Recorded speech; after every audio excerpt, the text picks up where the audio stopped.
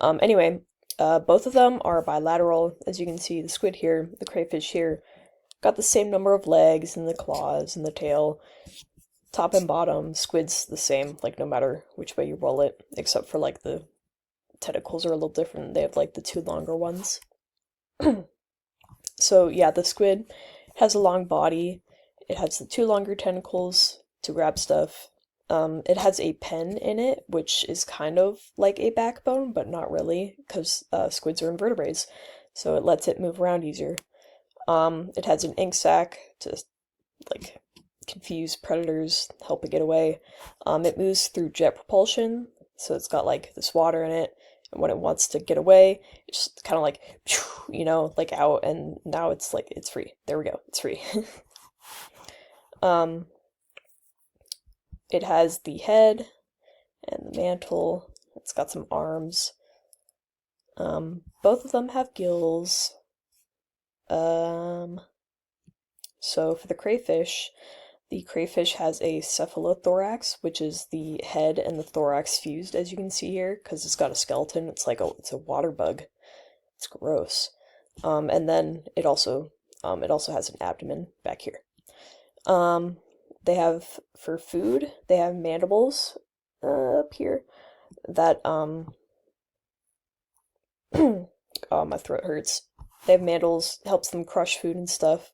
They have maxillae, but they have maxilla that helps them hold food, and it helps them like move water over their gills so they can breathe.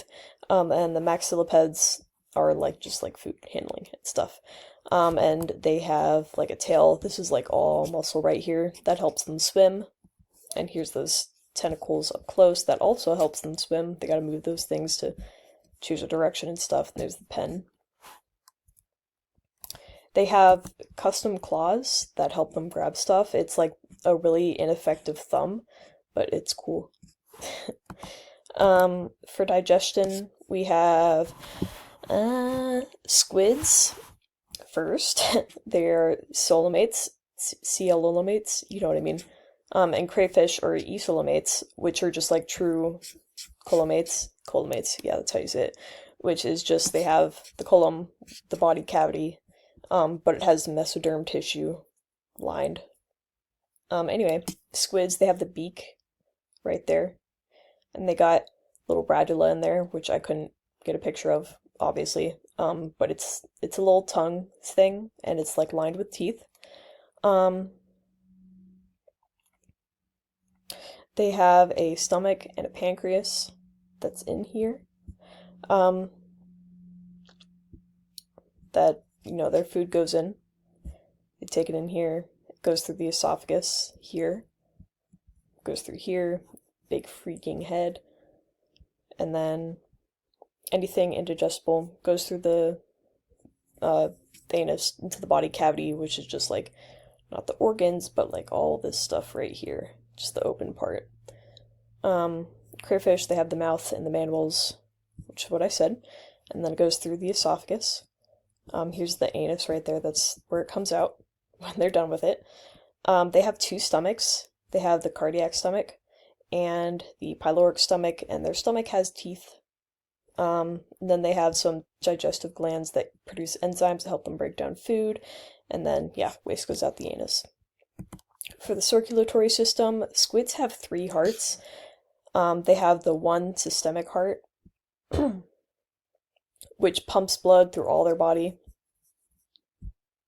And then they have the 2 brachial hearts that only pumps blood to their gills. They have a closed circulatory system, so they have like veins and arteries and stuff. And they produce this like chemical when they do gas exchange that makes their blood really blue, so that's why it's blue here.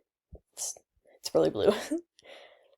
Crayfish have an open circulatory system, so that means they don't have like any, arteries. It's all just flowing around in there.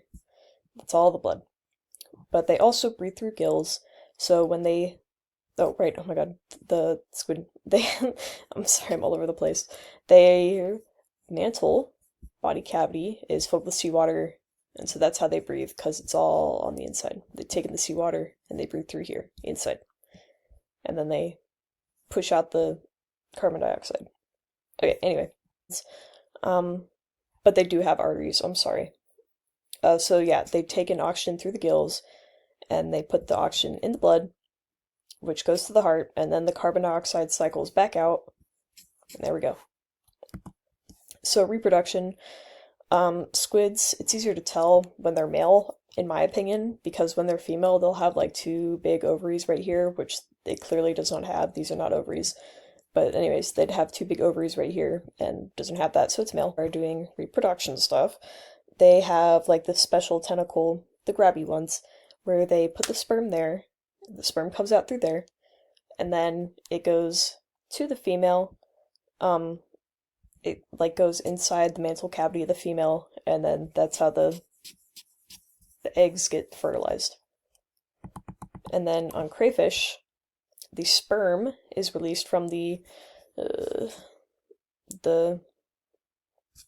fifth parapod around that area, and then the female has like her two front legs, where she's like holding eggs,